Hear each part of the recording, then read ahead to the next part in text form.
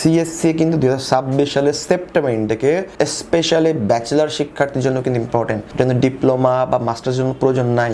যারা এখনো দ্বিধাদ্বন্দ্বে যারা যাবেন কিনা বা সিদ্ধান্ত নিয়েছেন বাট এক্সামের সময় নেই, তাদের ক্ষেত্রে বলবো যে একদম প্যানিক হবেন না। এখনো কিন্তু অনেক ইউনিভার্সিটি আছে যারা অ্যাডমিশন দিচ্ছে, প্রতিনিয়ত অ্যাডমিশন দিচ্ছে এবং সেটা কিন্তু রেজাল্ট বাদেই। আমাদের কাছে বেশ কয়েকটা ইউনিভার্সিটি আছে যেখান থেকে আমরা অলরেডি সিএসসি এক্সাম বাদে আমরা অ্যাডমিশন পেয়েছি। ব্যাচেলার প্রোগ্রামে চাইনাতে সিএসসি এক্সামের লো রেজাল্ট নিয়ে বা সিএসসি এক্সাম না দিয়ে আপনি কেমন ইউনিভার্সিটি পেতে পারেন? গতকাল 25শে এপ্রিল আমাদের এপ্রিল স্লটের সিএসসি এক্সাম হয়েছে এবং অলরেডি অনেকগুলো শিক্ষার্থী আমরা পেয়েছি যারা সিএসসি রেজিস্ট্রেশন করেছিল, তারা সঠিক টাইমে ঢুকতে পারেনি, ইন্টারনেট প্রবলেমের কারণে তারা পরীক্ষা দিতে পারেনি বা লোডশেডিং বা বিভিন্ন রিজন আমরা পেয়েছি, যেগুলোর কারণে শিক্ষার্থীগুলো কিন্তু সিএসসি এক্সাম দিতে পারেনি। এখন তাদের কি হবে? ওদের সবাইকে আমরা এই বাদেগুলোতে আমরা অ্যাপ্লিকেশন করে অ্যাডমিশন আনবো। আমাদের already 50+ university student already offer letter পেয়ে গিয়েছে ব্যাচেলারের জন্য আসে। তো তারপরও আপনি কখনো ভেঙে পড়বেন না, কেন সিএসসি কিন্তু 2026 সালের সেপ্টেম্বর ইনটেকে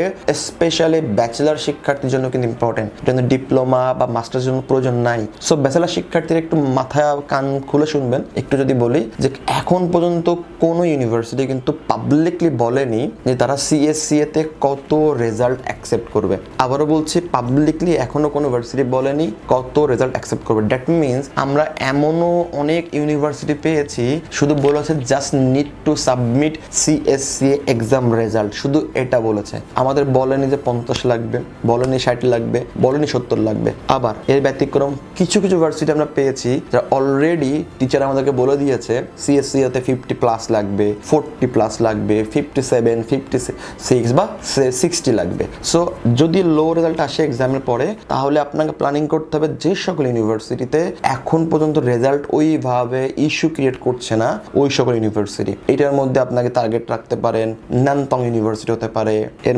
এবং আরও যদি বলি, যত লেট করে অ্যাপ্লিকেশন করতে তত কিন্তু রিকোয়ারমেন্ট হার্ড হবে। আমরা আরও অনেক ভার্সিটি থেকে আমরা 20-22ও আমরা কিন্তু অ্যাডমিশন এনেছি সিএসসি এর রেজাল্ট দিয়ে।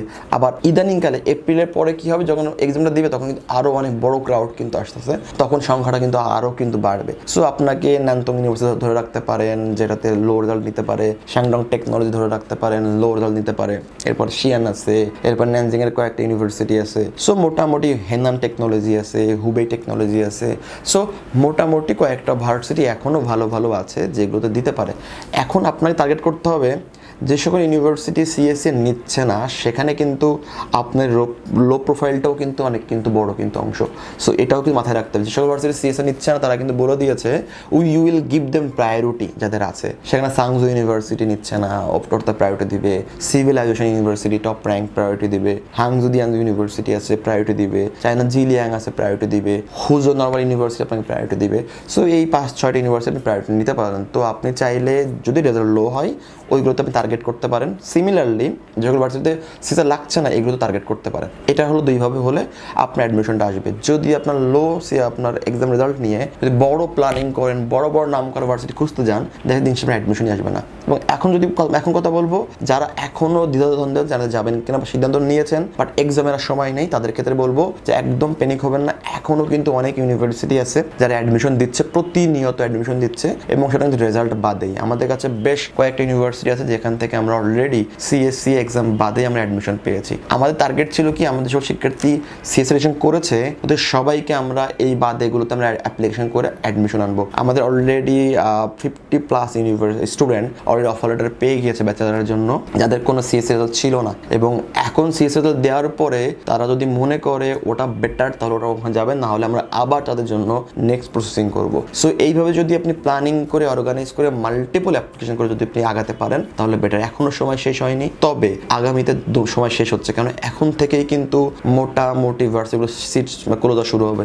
অলরেডি 1-2টা ইউনিভার্সিটি আমাকে বলে দিয়েছে আর বাংলাদেশ স্টুডেন্ট অ্যাপ্লিকেশন করো না, আমাদের কোটা নাই।